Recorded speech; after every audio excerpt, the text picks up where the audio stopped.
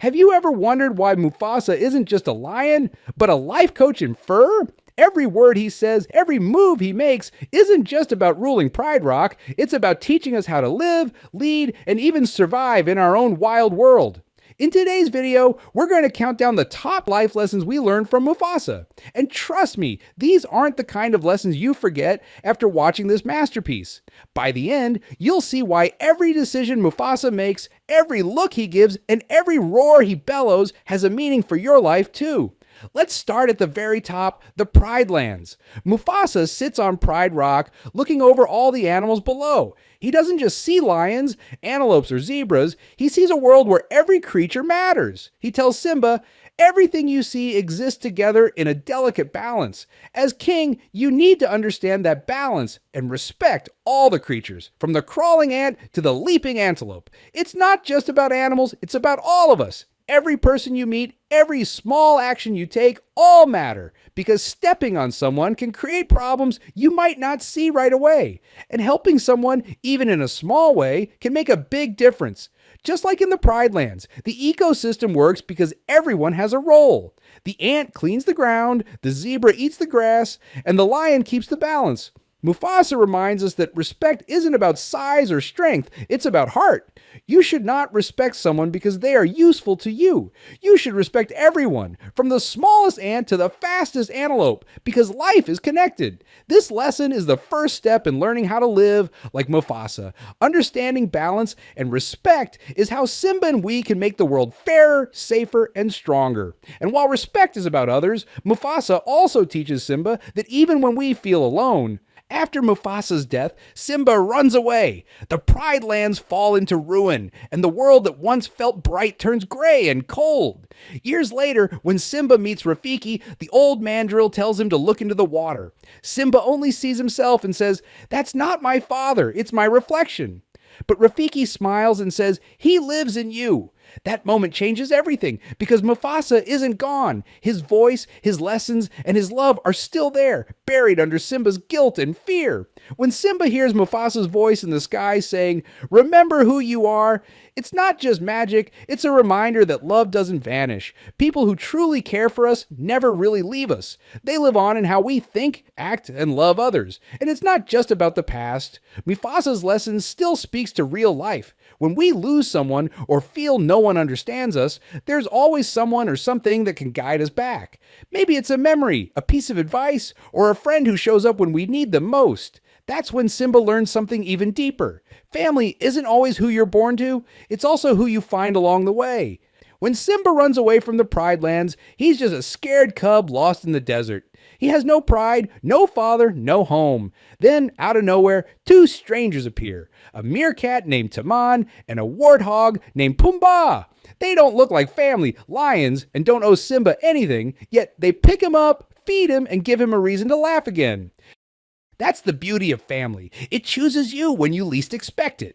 Timon and Pumbaa never ask who Simba is or what he's done. They just see someone who needs a home. And in return, Simba finds more than shelter. He finds friendship, laughter, and a safe place to heal. These two outsiders become his brothers by heart. When Simba later decides to return and face Scar, Timon and Pumbaa stand beside him, even though it's dangerous. That's what real family does. They show up when it matters most. If you compare that to the lions at Pride Rock, his real pride, who never came looking for him. Blood might connect you, but loyalty is what keeps you together. And that's something we all face in life. Some people share your name, but not your care. Others share your heart without sharing your blood. Family can be your friends, mentors, even people you meet by chance. Simba's journey reminds us that love builds stronger bonds than blood ever could, because family isn't about where you come from. It's about who stands with you when the world falls apart.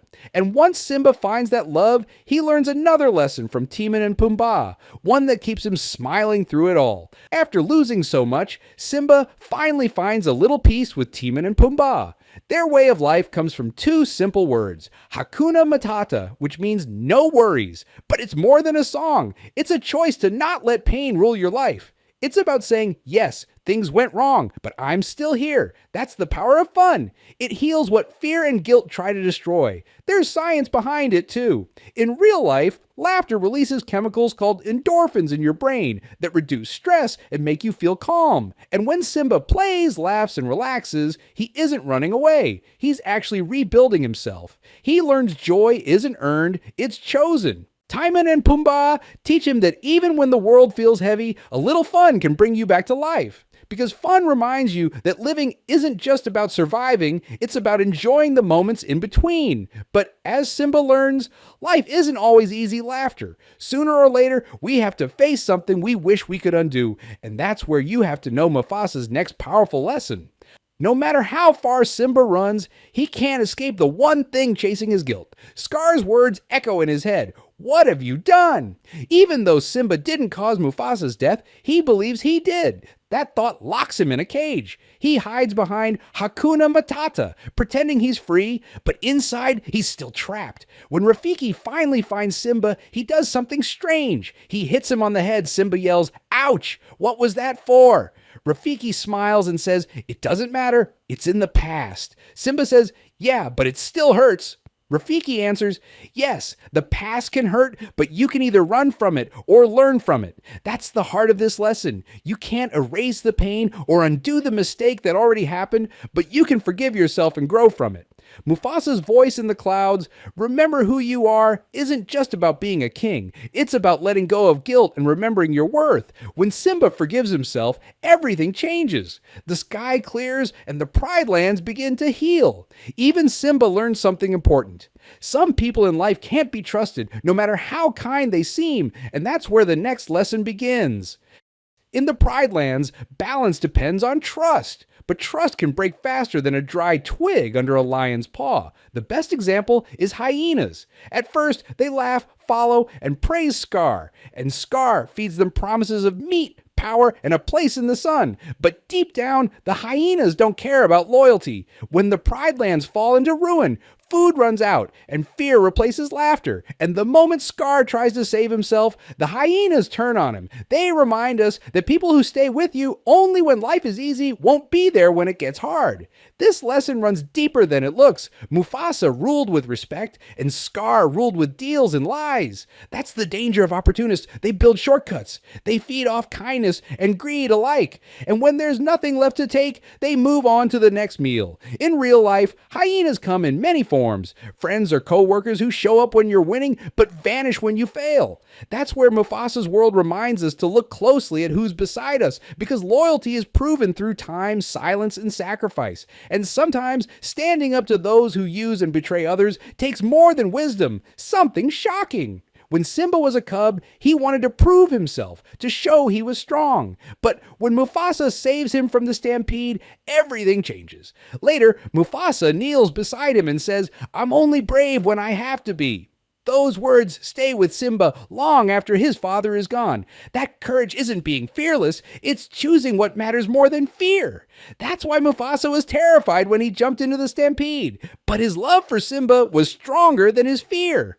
Years later, Simba faces the same test when he returns to Pride Rock haunted by his past. Simba could have run again, but this time he stands his ground. That moment isn't just a fight, it's Simba becoming his father's son. It's the moment fear loses its power. In life, courage isn't loud, it is the quiet voice that says, "Don't give up." And when courage leads, every step teaches something new that Mufasa knew better than anyone.